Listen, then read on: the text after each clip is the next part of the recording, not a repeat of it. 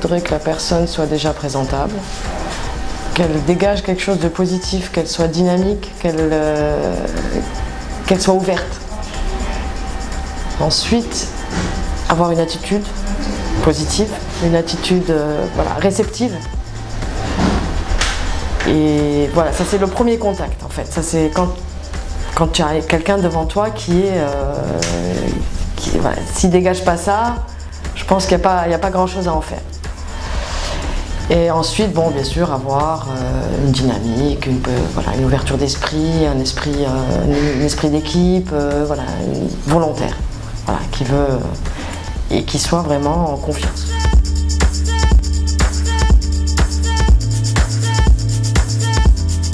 Alors sur le marché actuellement, il y a très peu de personnes qui sortent du lot et qui conviennent vraiment au métier qui est aujourd'hui un vrai métier retail. Voilà.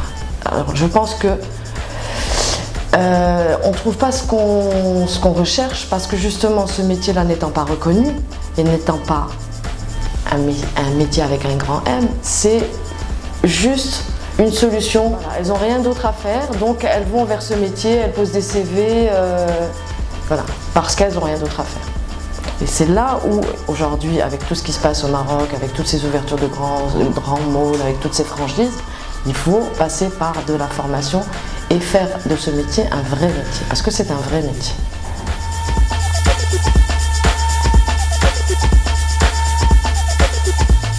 Ce qui nous faciliterait la tâche, c'est déjà avoir déjà une formation académique sur les techniques de vente, sur l'attitude à avoir dans un magasin, sur la force de vente, sur ce que c'est vraiment ce métier.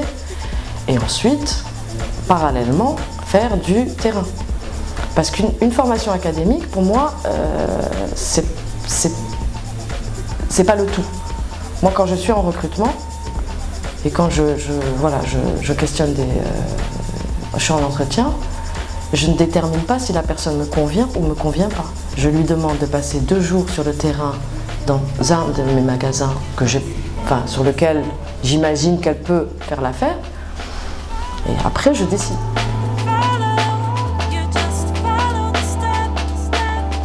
C'est d'abord une appréciation très très négative parce que il y a rien. Il n'y a pas de compétences, il n'y a pas de formation, il n'y a pas de motivation, il n'y a pas de...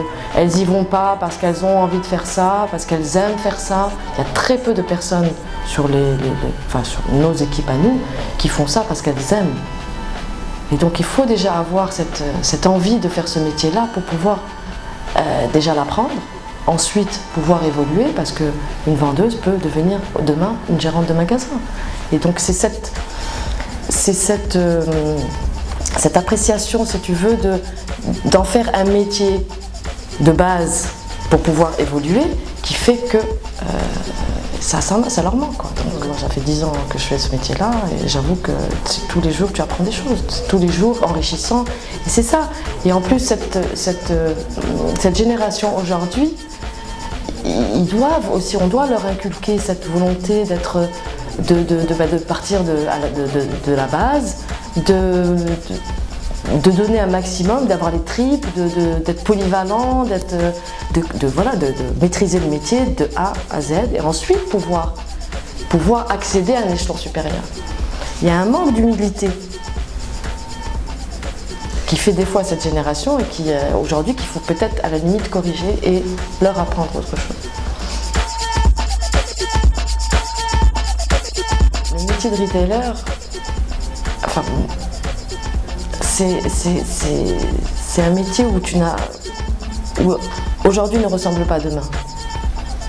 Mais pour ça, il faut avoir cette ouverture d'esprit. Il faut avoir cette volonté justement de faire de ce métier-là quelque chose de pas routinier. Pour ça, il faut aimer.